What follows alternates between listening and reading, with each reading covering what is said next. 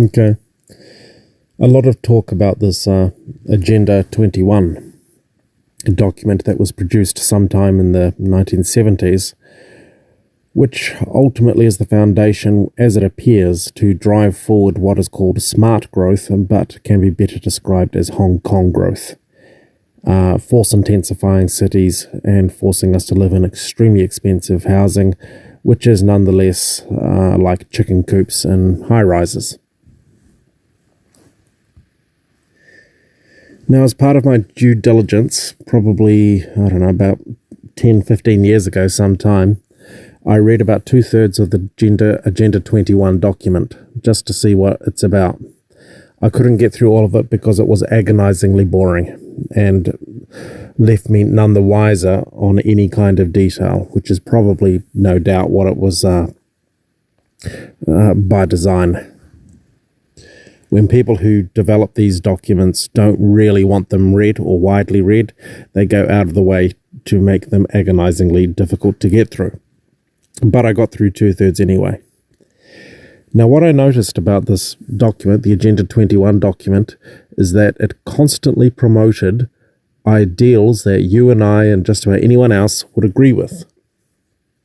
But it was incredibly thin, if not virtually non-existent, on the details on how those ideals, environmental ideals, would actually be met. Except one thing.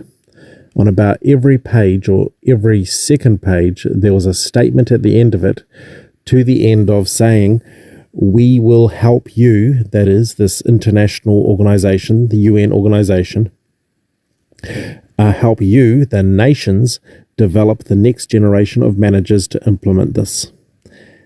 There's the rub. That's what it's all about, and I realized what I was looking at with the Agenda 21 document. It's basically a whopping great marketing brochure to get the UN's boys into our universities to create the next generation of urban planners. It's a long-range game and has been long-range for decades. And to that end, they have been successful. Modern planning schools have created a generation of planners that are all devoutly anti-sprawl and pro-smart growth.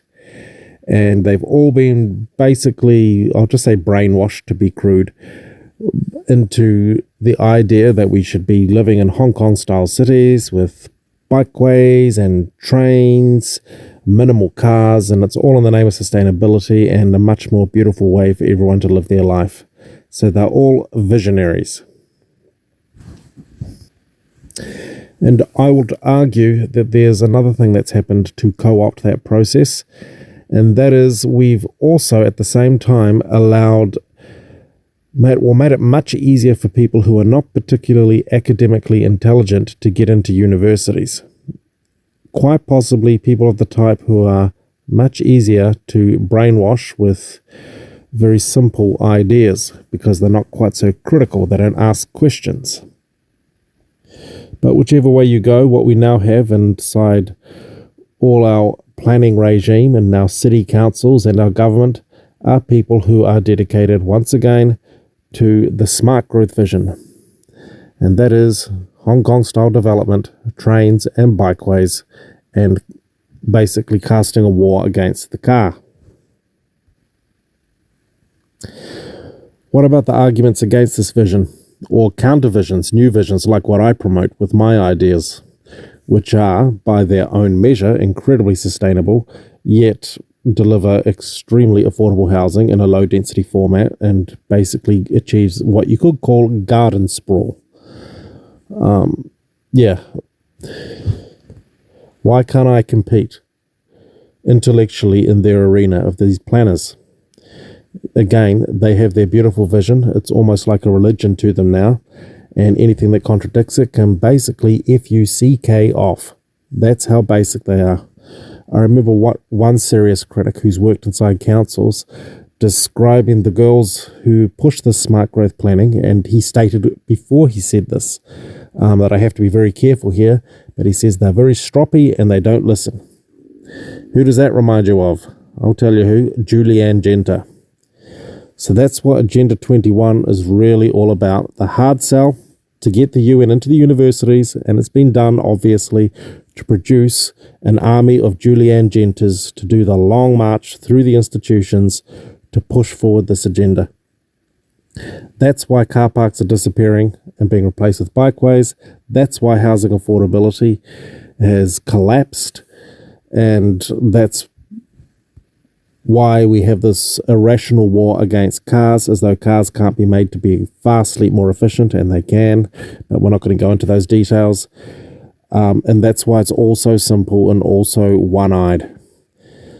And the real sin of the planners is that they've formed the assumption that it really is their place to make our decisions, we the people, for us, and to manipulate us into their visions. You know, they seem to forget that it's not their city and it's not their money they're spending. It belongs to the people.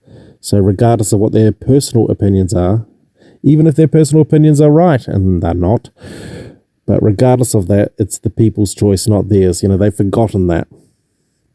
Oh, and to finally say, in my opinion, Agenda 21 is actually sustainability policy, but not sustainability policy like the smart growth advocates believe it is. With housing unaffordability in these high-density stack and pack cities, you reduce fertility. The real UN agenda is to reduce or control human fertility. Sustainability means less people, less breeding. That's the real name of the game. Julianne Genter and all her type, they're all useful idiots. Thank you.